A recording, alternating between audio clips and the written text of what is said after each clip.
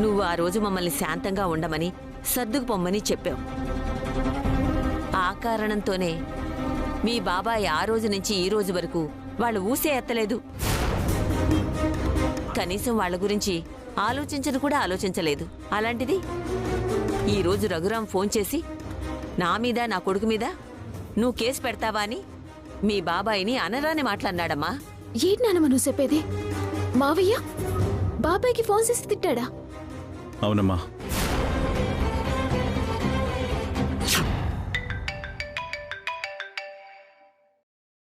Hello. ఎరా నీచుడా, నన్ను డైరెక్ట్గా ఏమీ చెయ్యలేక ఇలా అడ్డదారిలో రావడానికి సిగ్గులేదురా? రై, పిచ్చివాగుడు వాగావంటే ప్రాణం తీస్తా. అయినా అడ్డదారిలో రావడానికి నేను నీలాగా అడ్డమైనోని కాదురా, సింహాన్ని. సింహద్వారం నుంచే వస్తా. చెయ్యాలనుకుంది చెప్పి మరీ చేస్తా. నోర్మాయ్, నీ అన్న కూతుర్ని కట్నం కోసం వేధిస్తున్నావా? నా కొడుకు రాచి రంపాన పెడుతున్నాడా? అలా అని మా ఇద్దరి మీద కేసు పెడతావా? నేను మీ మీద కేసు పెట్టడం ఏంటి? చెయ్యాల్సిందంత చేసి అమాయకంగా మాట్లాడడానికి నీకు సిగ్గులేదు? నోర్మాయ్, నిజంగా నా అన్న కూతుర్ని నువ్వు కట్నం కోసం వేధించుంటే, నీ కొడుకు చిత్రహింసలే పెట్టుంటే పోలీస్ కేసు ఎందుకు పెడతాన్రా? డైరెక్ట్గా వచ్చి ఇద్దరిని లేపేస్తాను గాని. చూడు వీరనారాయణ, మా ఇంటి ముందుకొచ్చి మా మీద కేసు పెడతానని వార్నింగ్ ఇస్తే ఆవేశంలో అనుంటావులే అనుకున్నానే గాని నీ కడుపులో ఉన్న కక్షని ఇలా బయట పెడతావని అస్సలు అనుకోలేదు. అయినా చిట్టెమొద్దుతో చెప్పి మా మీద కేసు పెట్టించావు. నువ్వేం మగాడివయ్యా? చిట్టెమ్మతో నేను కేసు పెట్టించడం ఏంట్రా చెత్త వెదవల్లారా? తండ్రి కొడుకులు ఇద్దరికి మతిగాని పోయిందా? మతిపోయింది మాకు కాదు, నీకు. ఇప్పుడు చెప్తున్నాను విను. ఈ క్షణం నుంచి లతకి నాకు ఏ సంబంధం లేదు. అది నాకు భార్య కాదు, నేను దానికి భర్తనే కాదు. ఈ క్షణం దాంతో తెగదెంపులు చేసుకుంటున్నాను. ఇక జీవితంలో దాని మొహం చూడను. రే రే రే రే రే! వీరనారాయణ, ఏమైందిరా? ఎక్కడో ఏదో పొరపాటు జరిగిందమ్మా. అందుకే చిట్టెమ్మ నేను కలిసి ఆ తండ్రి కొడుకుల మీద కేసు పెట్టామని అపార్థం చేసుకుంటున్నారు. అమ్మా, వెంటనే వెళ్ళి చిట్టమ్మని కలవాలి, పద. వాడు ఫోన్ చేశాకే తెలిసింది వాడి మీద గృహహింస చట్టం కింద కేసు పెట్టారని. అసలు నా అన్న కూతుర్ని అవమానించినందుకు, నా అన్న కూతురికి అన్యాయం జరిగినందుకు పగ తీర్చుకోవాలనుకుంటే డైరెక్ట్గా తీర్చుకుంటాను గాని ఇలా పోలీస్ కేసు పెట్టి నా ఇంటి పరువు నేనెందుకు తీసుకుంటాను? నాకు అదే అర్థం కావట్లేదు బాబాయ్. ఇంతకు ముందే మావయ్య వర్మ ఫోన్ చేసి మమ్మల్ని నోటుకొచ్చినట్టు తిట్టారు. వాళ్ళ మీద నేను కేసెట్టలేదని ఎంతగా మొత్తుకున్నా నా మాట వినిపించుకోలేదు సరికదా. నేను అలా పరువు తీయాలని, అలా మర్యాద మంట కలపాలని ఇదంతా చేశానని తుమ్మెత్తిపోసారు.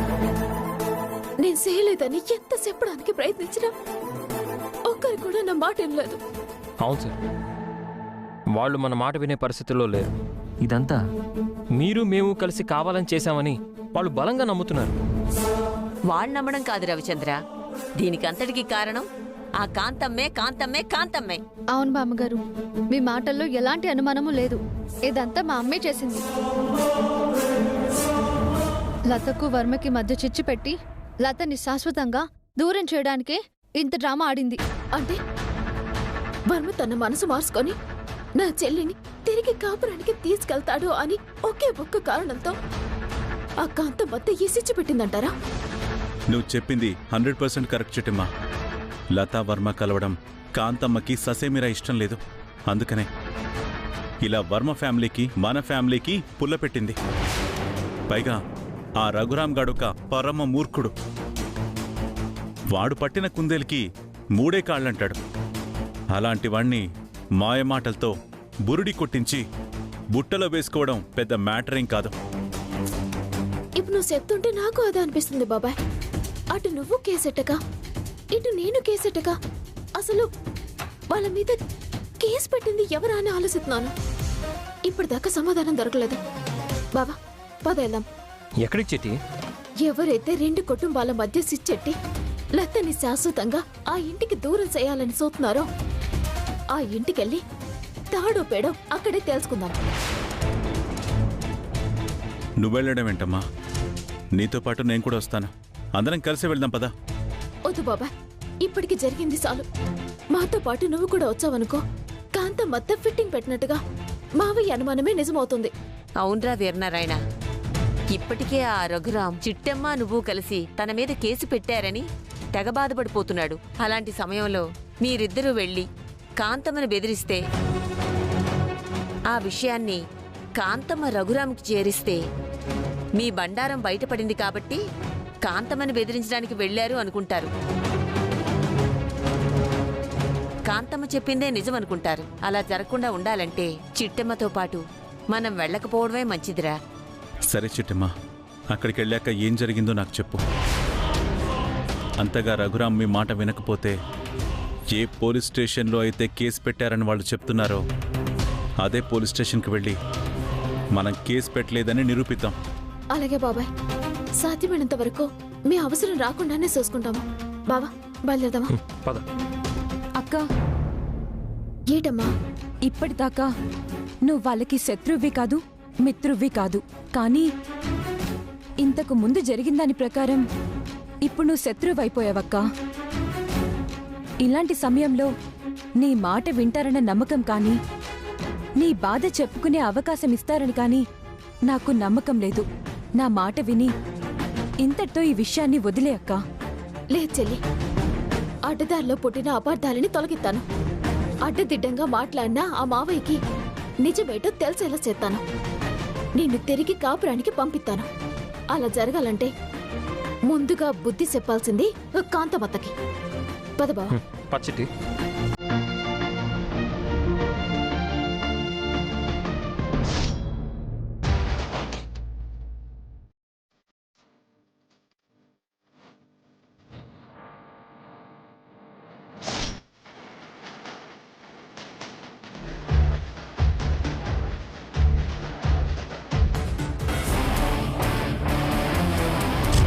చిటి చిటి, నీ చెల్లికి జరిగిన నష్టానికి, నీ చెల్లికొచ్చిన కష్టానికి నువ్వు ఆవేశపడ్డంలో అర్థం ఉంది. కానీ నువ్వు ఎదిరించి ఎండగట్టబోయేది మా అమ్మ అన్న విషయం మాత్రం మర్చిపోవద్దు. బావా, నీకు మీ అమ్మ భవిష్యత్తు కనబడుతుంది, కానీ నాకు నా చెల్లెలికి జరిగిన అన్యాయం కనబడుతుంది. తన జీవితం సర్వనాశనమైపోవడానికి కారణమైన ఏ ఒక్కరిని వదిలిపెట్టను. అది మీ అమ్మాయినా సరే, మా అమ్మాయినా కూడా సరే. నీ నిజాయితీ ముక్కుసూటితనం నాకు తెలుసు చిట్టమ్మా, కానీ జాగ్రత్తగా ఉండమని చెప్తున్నాను. ఇప్పటికే అపార్థాలతో అపోహలతో మన కుటుంబం రెండు ముక్కలైంది. ఇప్పుడు జరగబోయే విపత్కారానికి, విధ్వంసానికి దూరమైన మన రెండు కుటుంబాలు శాశ్వతంగా దూరం అయిపోతాయన్న భయంతో చెప్తున్నాను. దయచేసి నువ్వు మాత్రం తొందరపడద్దు. తొందరపడింది నేను కాదు బావా, మీ వాళ్ళు. అందుకే నేను తొందరపడాల్సి వచ్చింది. ఇంకా ఆలస్యం చేస్తే నా చెల్లెలి జీవితం విషయంలో సరిదిద్దుకోలేని తప్పు చేసిందని అవుతాను. అందుకే ఈ ఆవేశం.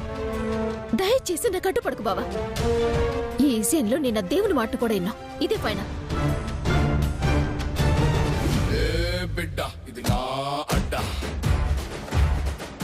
ఏయ్, ఆపండి ఆపండి.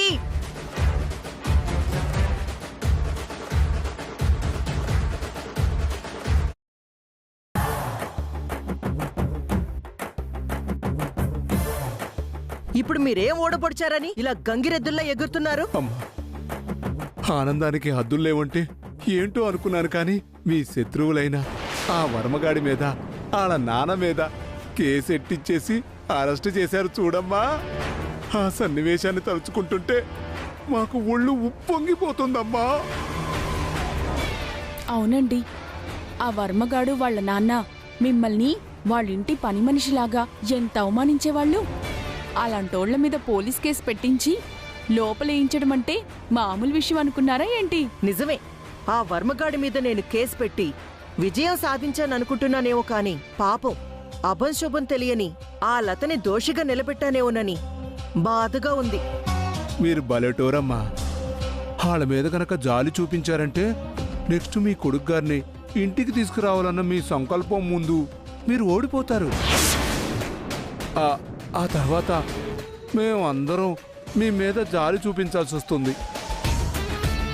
అవునమ్మా, మీరెవరు? కరుడుగట్టిన కర్కోటకురాలు. మీకు జాలి, దయ, ప్రేమ, అనురాగాలు, ఇష్టాలు ఇలాంటివేవీ తెలీదు. మీకు తెలిసిందల్లా ఒక్కటే, పగ, ప్రతీకారం. వాటితోనే మీరు విజయం సాధించాలి. వాటితోనే మీరీ రాష్ట్రానికే ముఖ్యమంత్రి కావాలి. ఆహా, ఇంతకు ముందు నువ్వేం చెప్పావో నేను వినలేదు, కానీ ఈ రాష్ట్రానికి నేను ముఖ్యమంత్రిని కావాలి అన్నావు చూశావు. ఆ ఒక్క మాట మాత్రం నా గుండెల్లో గుచ్చుకుందే.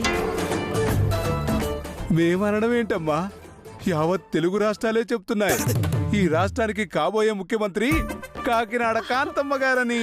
కాకినాడ కాంతమ్మ గారికి జిందాబాద్. కాకినాడ కాంతమ్మ గారికి జిందాబాద్. కాకినాడ కాంతమ్మ గారికి జిందాబాద్. కాకినాడ కాంతమ్మ గారికి. రేయ్, జిందాబాద్. చాలు చాలు.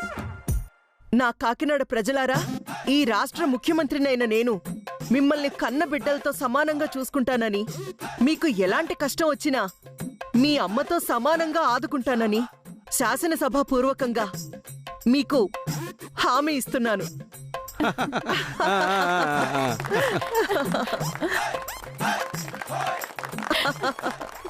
కాంతమత్త, కాంతమత్త, కాంతమత్త, కాంతమత్త.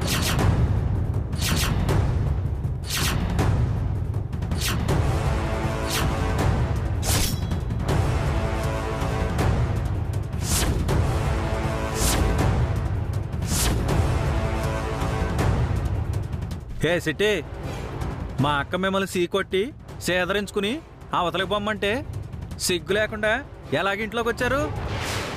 నేను అదే అడుగుతున్నాను. మిమ్మల్ని పొద్దనుకొని, మిమ్మల్ని కాదనుకొని, మీతో తెగతంపులు చేసుకొని మా బతుకులు మేం బతుకుతుంటే మా బతుకులతో ఎందుకు ఆడుకోవాలని చూస్తున్నారని అడగడానికి వచ్చాను.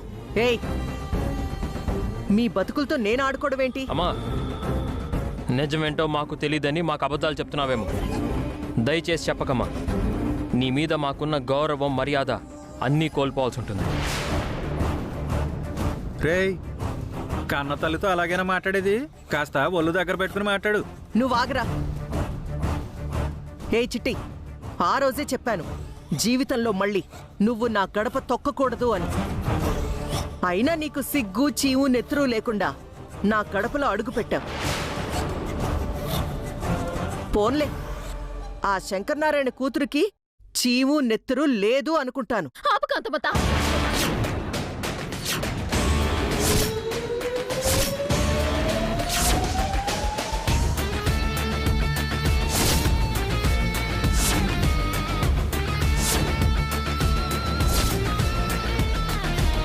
సిగ్గు, సీము, నెత్తురు ఇవన్నీ ఉండాలంటే ముందుగా మనం మనుషులమై ఉండాలి.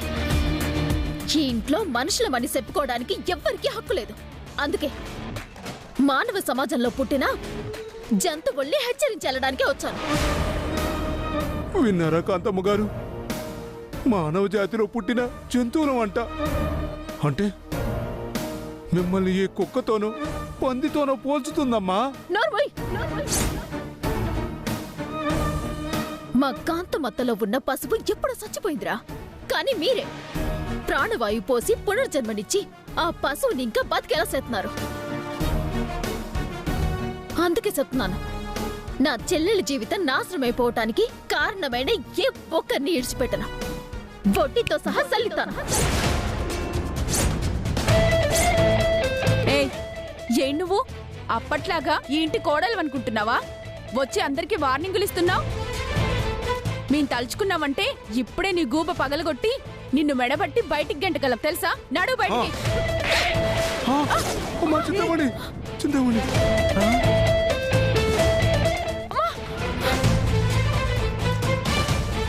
చిట్టమ్మా, నా ఇంటి మనిషినే కొడతావా? ప్రాణం తీసేస్తాను.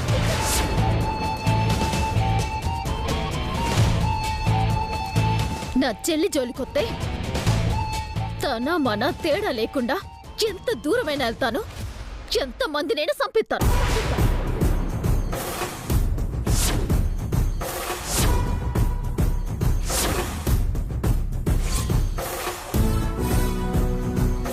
నువ్వు ఆగు చిట్టి. అమ్మా, నువ్వు అబద్ధాలు చెప్పవు అన్న నమ్మకంతో అడుగుతున్నాను. నా మీద ఒట్టేసి నిజం చెప్పమ్మా. వర్మ మీద, ఆ కుటుంబం మీద గృహహింసా చట్టం కింద కేసు పెట్టింది చిట్టమ్మ లేక నువ్వా?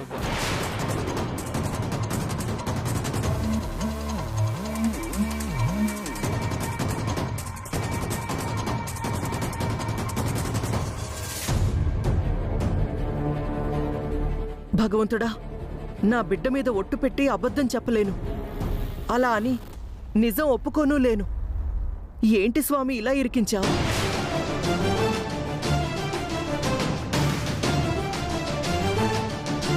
నాన్నో, కాంతమ్మ మొహం చూసావా? కొడుకు తన మీద ఒట్టు పెట్టుకునేసరికి నిజం మొత్తం బయట పెట్టేలా ఉంది. ఏదో ఒకటి చేసి ఆపు నాన్నా. నేను చూసుకుంటాను కదా.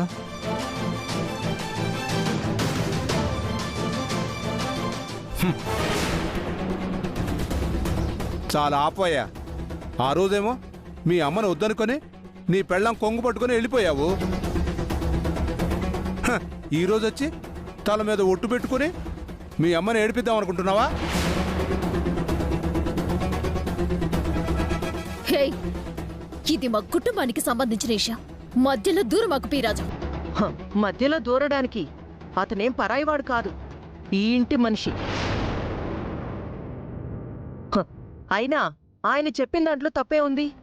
నేను ఒట్టు పెట్టాలన్నా, వాడు ఒట్టు పెట్టించుకోవాలన్నా వాడు నా కొడుకని నేను అంగీకరించాలి కదా.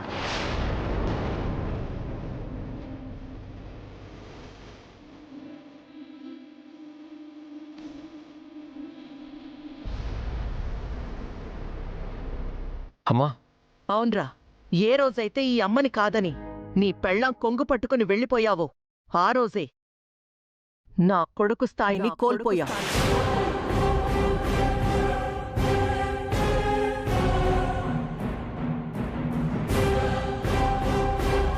అత్త, ఎవరు ఏ స్థానం కోల్పోయారో తర్వాత కాని ఈ తండ్రి కూతురు కలిసి నీ స్థానం దిగజార్చుతున్నారని మాత్రం గుర్తెట్టుకో.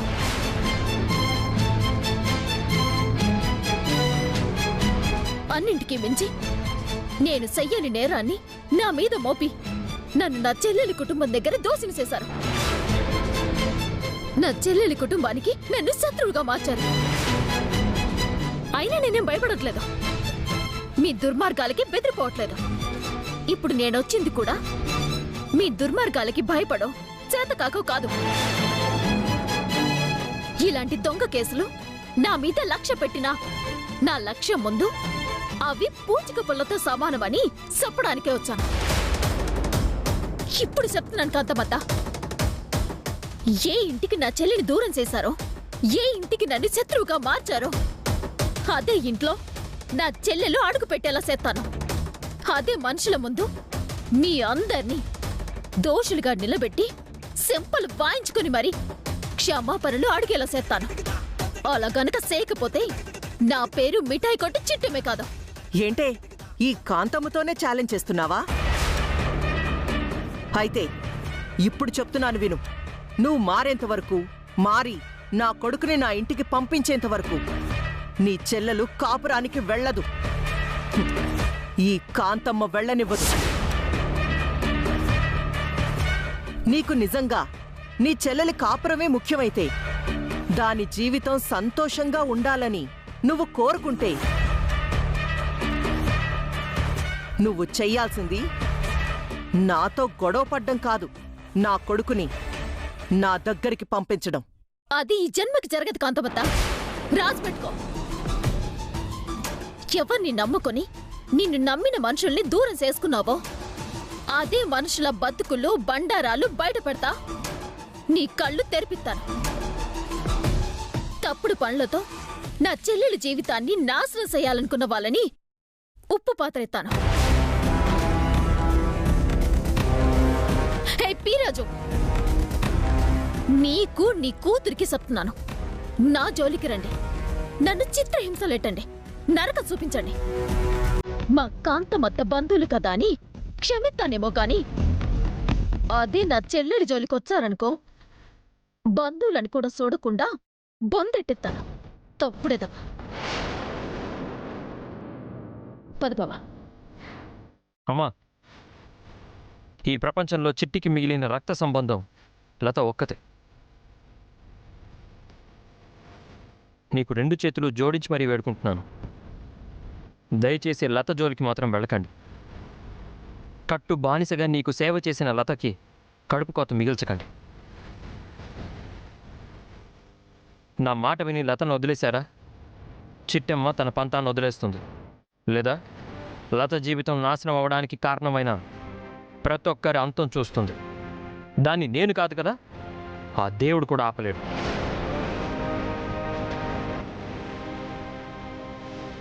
పద చిట్టి.